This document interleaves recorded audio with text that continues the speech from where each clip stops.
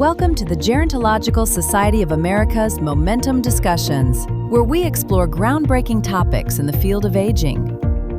Welcome to this GSA Momentum Discussions Podcast episode titled The Missing Prescription: Why Strength Training Belongs in Healthcare. We are grateful to Lilly and Haleon. Today's conversation focuses on Exercise is Medicine, a global health initiative managed by the American College of Sports Medicine, aimed at making physical activity assessment and promotion a standard in clinical care, connecting healthcare with evidence-based physical activity resources for people everywhere and of all abilities. I am delighted to be joined by two professionals who are leaders in this movement: Dr. Liz Joy, a family, sports, and lifestyle medicine physician and chair of Exercise is Medicine, leading national efforts to treat exercise as a vital sign in clinical practice, as well as Paige Denison, a key leader in the Active Aging Initiative for Exercise is Medicine. So Paige and Liz, welcome and thank you for joining me today. Thank you so much for having us. Yeah, it's really a pleasure to be part of this conversation. Thank you. We have lots of questions, so we're going to get right into it. We'll start with you, Liz. Can you please take us back to the start of Exercise is Medicine? What was the light bulb moment or the specific gap in the healthcare landscape that convinced the American College of Sports Medicine, or ACSM, that exercise needed to be formally integrated into clinical care? This is a great question. I love to answer it. And it actually started back in the early 2000s. Dr. Bob Salas, who is a friend and colleague of mine at Kaiser Permanente in California, we were at a meeting and we were challenged by an exercise physiologist who said to us, "What is healthcare doing to address obesity and physical inactivity?" And I have to admit, I was kind of dumbfounded, sitting there in my chair. And we were at a hotel, sitting in a conference room, and I remember doodling on a piece of paper.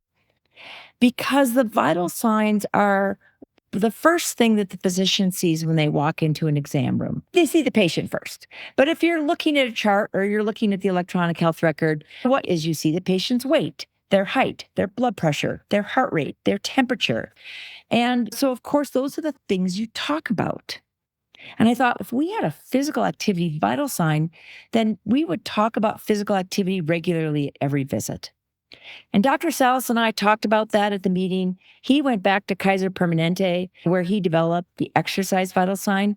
I took my work back initially to the University of Utah and then to Intermountain Healthcare. And we developed the physical activity vital sign just a few years later. And they were adopted by both of our healthcare systems, integrated into electronic health records. And that really became the start of Exercise is Medicine. Dr. Salas was stepping into his role as the president of ACSM. And in partnership with the AMA, the American Medical Association, we launched Exercise is Medicine back in 2007. Wow, thank you. And Paige, most people know that exercise is quote unquote good, but what does it mean to treat physical activity as an actual vital sign in a clinical setting? And what does that actually look like in practice inside the clinic?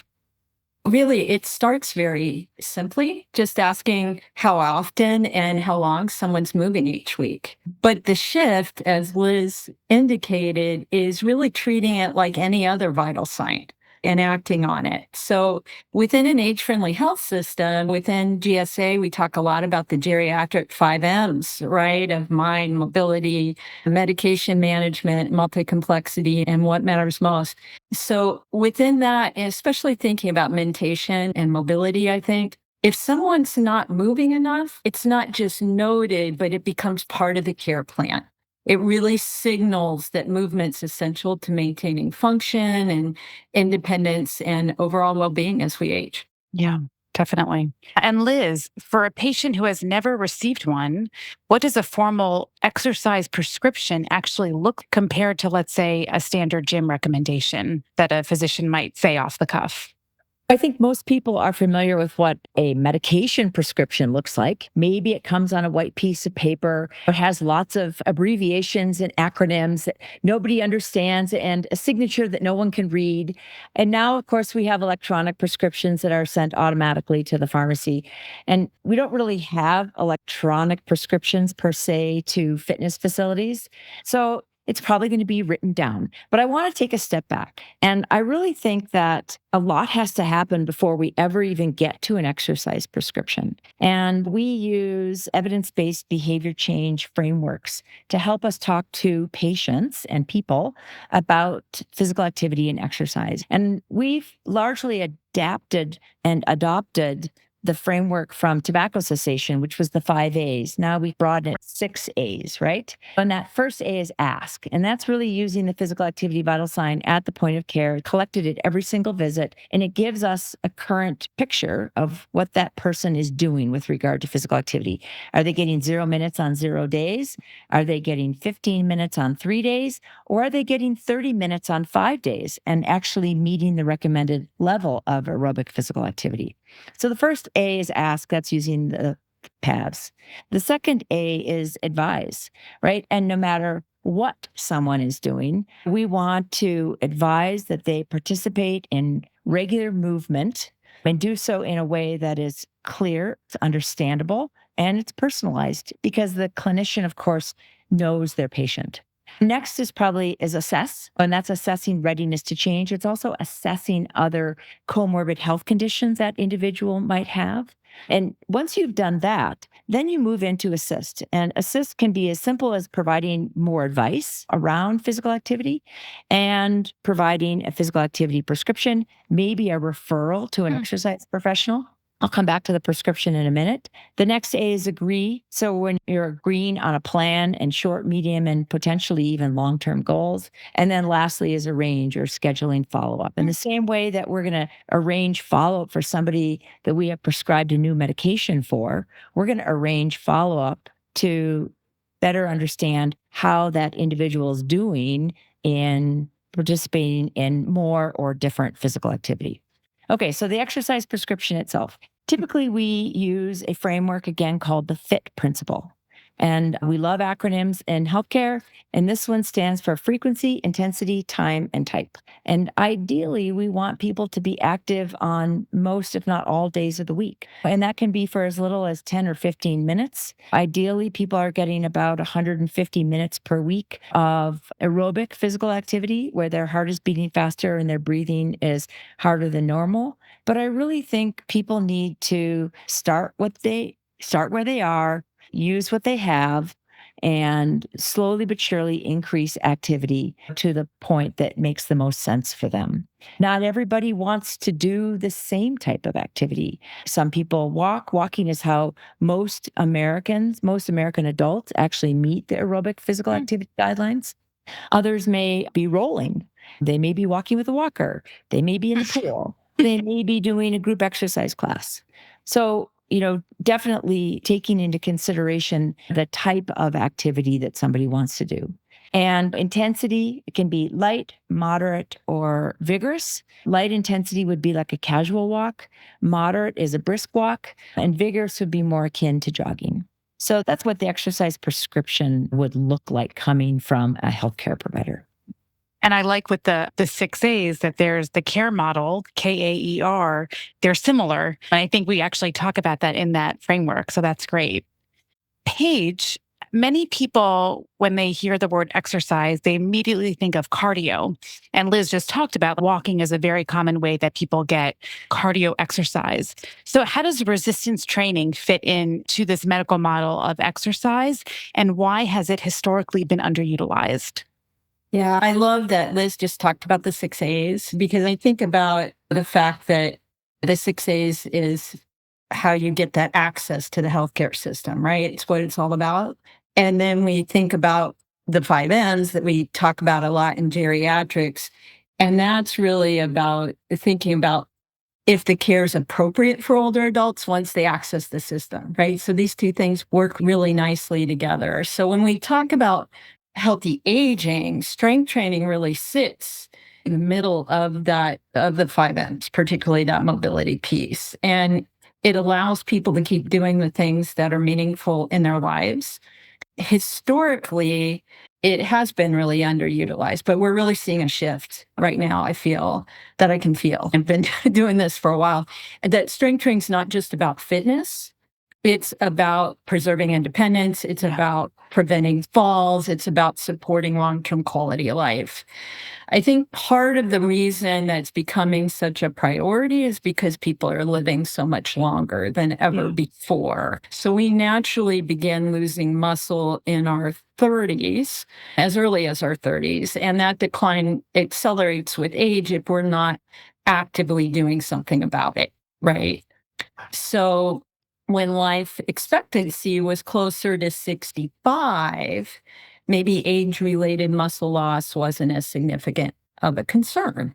But when we are seeing people today live well into their 80s, 90s, and beyond, my parents are 93 and 97 and in their own home, maintaining strength is just essential for preserving function, for independence, for kind of the quiet quality of life to age your way, I think. So, And I think also, oh, go ahead. Oh, I apologize for interrupting, but I was going to just jump in to say that we do have a long way to go, though, when yes, we do. Getting particularly older adults engaged in resistance training. And I think the most recent statistics are that only about 14% of adults 65 and older are engaging in any form of strength training 2 times per week, which are the guideline recommendations. And there's a lot of reasons for that. Right. I picked one, but I think one of them, Liz, if you'd agree, is like, what's strength training? Right. Yeah. People think about that, right? Is it barbells in a gym? Is it my bands count in my seated aerobics class? Or is it picking up the shovel and using the wheelbarrow in my garden? I mean, yes, it's all of those things, right? And more. So we have a lot of education to do, which is why it's great to be here talking about this today. Yeah, I think I referred to it a couple of weeks ago as either strength or resistance training literacy. Right? Around these terms, you should do resistance training. Is that the same as strength training? And to your point, what counts? Does body weight exercise count? Band exercise? Do you have to go to a gym? Do you have to wear Lycra? Do you need special clothes? Do you need a special trainer? And we use terms like major muscle groups. What's major? What's a rep? What's a set? Yeah. A lot of assumptions that are made about the particularly strength training that I think make it difficult for people to engage. Again, out of fear, out of a lack of confidence, a lack of knowledge. Again, there's a lot of work to be done in this space and is one of the reasons why we launched Exercise is Medicine Active Aging to partner with organizations such as GSA so that not only are we educating the broader public, but definitely healthcare providers so that they feel more comfortable and confident talking to their patients, particularly about resistance training. Yeah, absolutely. And I think somewhat anecdotally, I think strength training has become easier to attain. I think especially since the pandemic, when people had to do more exercise in their homes and with Amazon, and you can order resistance bands very easily and dumbbells. I know when my dad, since my dad is an avid worker-outer, but when he couldn't go to the gym anymore, he just started lifting weights with water bottles, water gallons, and textbooks. And so I just think, and I think with technology and with also virtual exercise classes, so I think in many ways it has become easier and you don't have to just go to the gym in order to do that. Yeah, I agree. The quality of digital and virtual exercise has improved rapidly. Certainly we were moving in that direction pre-pandemic, but it's really accelerated since then. And I've been really impressed with some of the programs that I've become familiar with and wouldn't hesitate to refer a patient to them. Yeah, including one-on-one. So it can really be tailored as if you're in the gym. All right, switching gears. So Liz, it's very well known that physicians are often short on time during their clinical visits. So how does this EIM initiative help a busy doctor integrate activity assessment into an already very short, typically 15-minute appointment? Yeah, great. Happy to share some information here. One is that the exercisesmedicine.org website is full of information that would help any healthcare system or physician leader or practicing clinician access information about how to be more comfortable and more effective in talking to their patients about regular physical activity and exercise. We have something called the Healthcare Providers Action Guide, which is a wonderful guideline that really walks people from the very beginning all the way through team-based care that is focused on helping people achieve and sustain physical activity. Within that is we have used an SBIRT framework. Again, another acronym, SBIRT, that we adopted, in this case, from substance use disorder. And so it stands for screening, brief intervention, and referral to treatment. And we don't really treat people with physical inactivity, but I'll come back to that. But the screening is done through the physical activity vital sign. The brief intervention is really certainly advice to everyone, whether that advice is, Mrs. Jones, it would be helpful for your arthritis if we got you out of your chair and helped you to move more. Or it could be to somebody who is fully engaged in physical activity to give them an attaboy or an attagirl and say, way to go. Because I think we're very good at pointing out when people aren't doing something. We're less inclined to acknowledge when they're doing something right. So I always think that the attaboys and the attagirls, they also fall into brief intervention. But that's also where we use the 5 A's to assess readiness for change, and have a better, more broad understanding of comorbid health conditions, pharmacotherapy that may influence their ability to engage in regular physical activity. And then there's the referral to treatment, which again is not so much treatment, but really connecting people to resources, sometimes based on their resources and definitely their choice. It may be that somebody with pretty significant knee osteoarthritis needs to see a physical therapist before they actually see an exercise professional. Or somebody who really wants to talk about physical activity in the context of weight management sees a registered dietitian who also talks about physical activity in the context of energy balance. Or they may be ready to move into a medical fitness situation where they feel a little bit safer and observed by somebody who has more expertise, or to community fitness, or to self-directed physical activity. So I think SBIRT is a framework certainly primary care physicians know, and again, they're caring for such a large percentage of the population. We thought that would be easy for people to be able to run through, keep SBIRT in their mind, and run through that rather quickly in a visit. We also, through the exercisesmedicine.org website, there's information about time-based counseling and billing, because clinicians need to be compensated for their time. And this takes time, and it takes time over time. Behavior change doesn't happen at a visit. And people do not get well and stay well in the doctor's office. That happens in their free living life. And so we revisit those conversations about physical activity over and over again, and that takes time. But we talk about how they can do that. And then lastly, I would just say that all of this does not rest on the shoulders of the physician, right? The physician or nurse practitioner or physician assistant, whoever it is that's providing care, they have a whole team around them. And I work very closely with my clinical support staff so that they could take on some of those responsibilities, and I would move on to see my next patient. So I think it's about how to utilize the knowledge, the skills, and the expertise of the entire team so everyone works at the top of their license in order to deliver the right care to the right patient for the right reasons at the right time.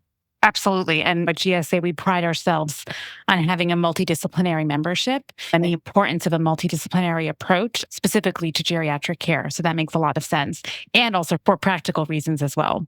So picking up on one thing that Liz said, Paige, one of the hardest parts that she referenced is what happens next once someone gets this prescription. So how does EIM help connect patients to qualified exercise professionals, programs, and places who can safely guide people through strength training and other types of exercise? This is, I think Liz has stated it very well, that this is the big opportunity, right? What happens after the visit? And this is what we're working on with the new EIM Active Aging Initiative, creating resources around these areas, because over at ACSM, just like GSA has a multidisciplinary cross-sector membership. So really looking at how the researchers, how the educators, how the partnerships all can lift up and grow this work and deepen the resources to do this, because we just can't identify a need. We have to connect people to the right support if they're going to take that action, like Liz talked about. So our vision for Exercises, Medicine, Active Aging, which is a new initiative, is to really create those bridges to the community programs, to the exercise pros, to the places who really understand older adults and also understand chronic conditions. Yeah. So that they get the right support. And that way, turning that recommendation from the physician into a pathway, right? And ideally, a bidirectional pathway for follow through. Yeah. Yeah. And you had mentioned about chronic disease. So, Liz, why is it so important to look for EIM credentialed professionals, especially for patients that have chronic disease or are at high risk for other challenges? And how can you tell when a program is a good fit? So the EIM credential provides exercise professionals with additional training, specifically in working with their clients who have chronic disease, whether that's heart disease or cancer or arthritis or cognitive issues. It also teaches them how to interact with the healthcare system. We're so siloed in our different worlds. Healthcare does healthcare. Hospitals and clinics do healthcare. Gyms do fitness, right? But we know that if we want to, both A, stem the tide of chronic disease, and B, diminish the impact that chronic disease has on health span and cost, we need to better connect healthcare with health and fitness, and it needs to be bidirectional. Thus, we want the physicians and the clinicians to understand how to connect people to the exercise professionals. And similarly, we want the exercise professionals to know how to communicate effectively with the healthcare provider, right? Because that helps to build trust. If the healthcare provider does not trust the person, they are unlikely to refer to them. So the EIM credential, I think, is one way that we build trust. We build certainly expertise on the part of the exercise professional and also trust by the patient. Because a big reason why people, don't, particularly older adults who have accumulated some chronic conditions, that they don't exercise is fear.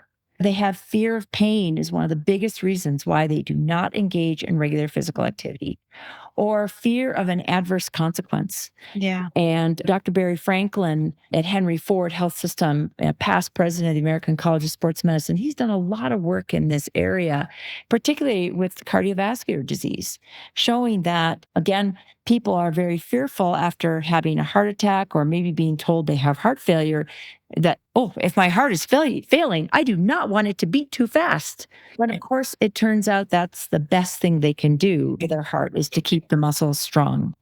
So I think that the EIM credentialed professionals create trust for the clinician. They have the knowledge and the skills to work with the patients with chronic disease, and they can help overcome some of those really common barriers that patients often experience. And we've touched on this, but what does a great handoff look like between the healthcare provider and the EIM credentialed professional?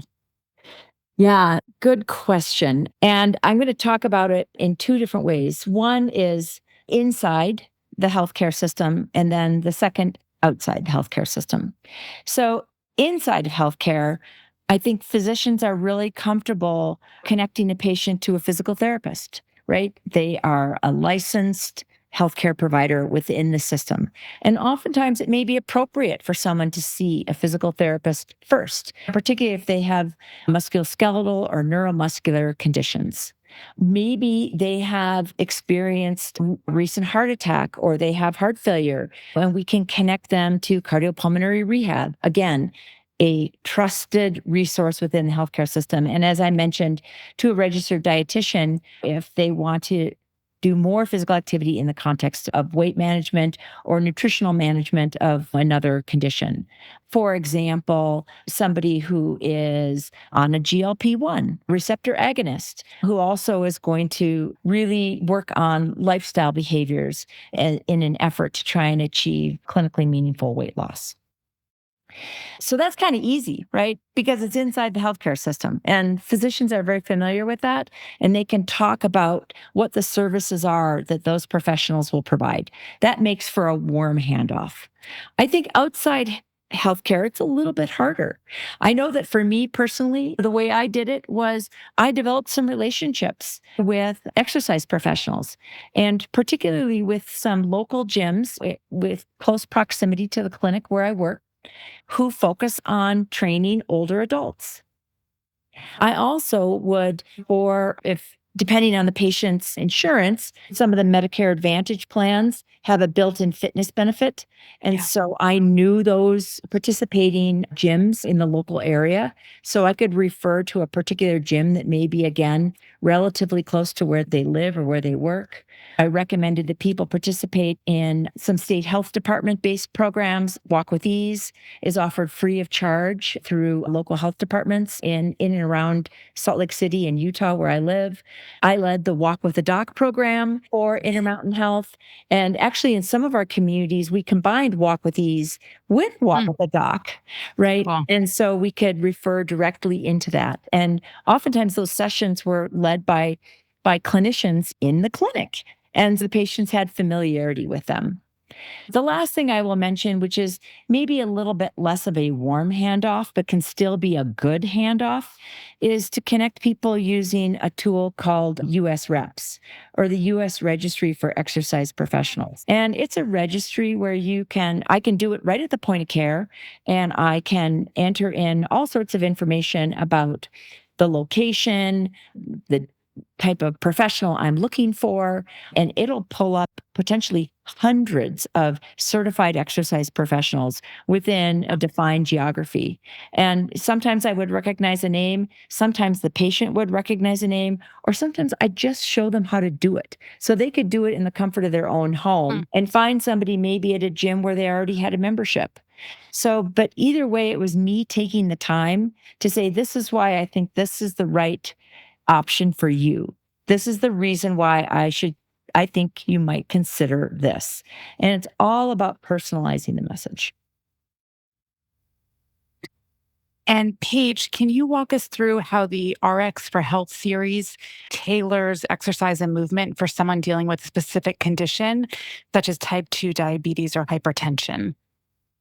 Yes, this is another great ACSM resource, an exercises medicine resource that supports the clinician in making exercise part of the care plan. So the RX for Health, as it's called, if you go to the ACSM website, those resources are helpful because they actually translate the research into this clear guidance in a one-pager on just a broad variety of topics that can be handed to the patient and reinforce the conversation that Liz was just talking about, right? So, for example, combining aerobics and strength training for diabetes, or how to tailor intensity for hypertension. And because we're talking a lot about older adults specifically today, it also really reinforces function, thinking a lot about helping people stay strong and steady, and thinking about cognitive engagement as well is covered in these resources that,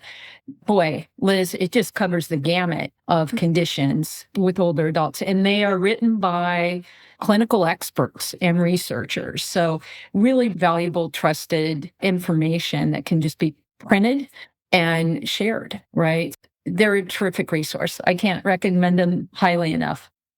I think there are about 35 of them now that are live on our website. Wow. And all of them are available in both English and in Spanish. Wow, that's great. Yeah.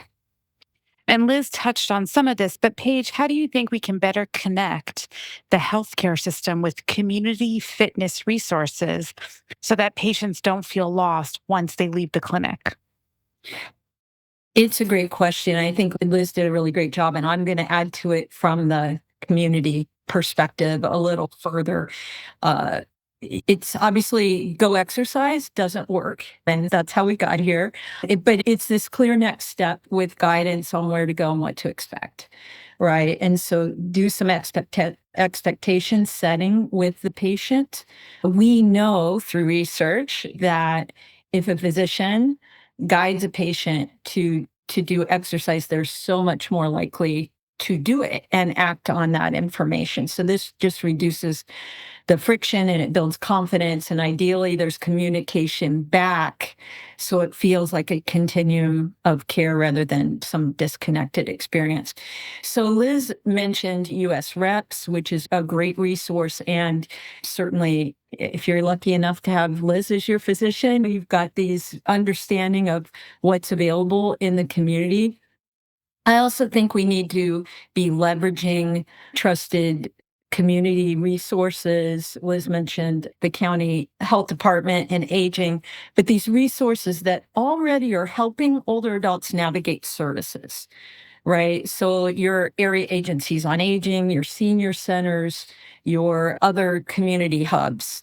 These organizations are often the front door to local programming, to everything from Meals on Wheels to caregiver support. And they can help connect people with the appropriate fitness and wellness and healthy aging resources too. So the future is being created right now. I think a lot of us know, maybe in our own states or catchment areas of our healthcare organizations, a little bit about what's going on, but we're starting to see stronger bidirectional referral systems where it's connected into the EHR. It's not all the way there yet, but many systems have them, where healthcare providers can not only make a referral, but also receive confirmation that referral was acted on, right? That's where we're trying to go. And that's certainly the work that we're endeavoring to support through EIM Active Aging. So that kind of closed loop communication really strengthens the accountability piece, which is so important, and improves coordination and helps ensure that people don't fall through the cracks once they leave the clinician's office.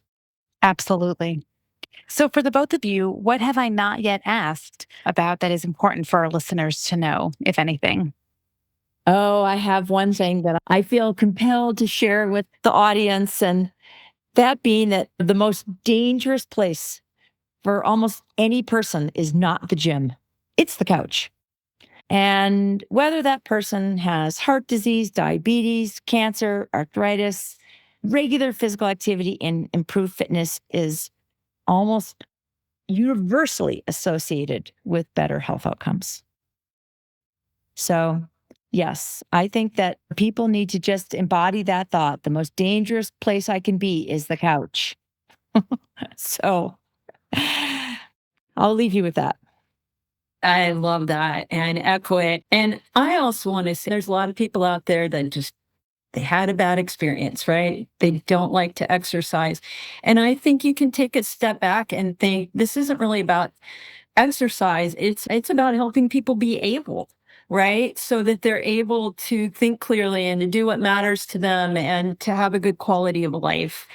And so when we start treating strength and movement as essential parts of care, we can actually shift the entire trajectory of aging. And I think that's so exciting, right? That's the opportunity that's in front of us. So I think that's what I would say. Absolutely. So Paige and Liz, thank you both for sharing your expertise and your guidance and your vision for transforming how we think about health. You've shown us that exercise is not just lifestyle advice, but medicine itself. Please check out their website at exerciseismedicine.org. And to our listeners, thank you so much for joining us for this episode of the GSA Momentum Discussion Podcast. And once again, thank you, Paige and Liz, for joining us today. Thank you. Explore the GSA Gerontology Resource Library at geron.org/library for toolkits, reports, webinars, podcasts, and other educational resources.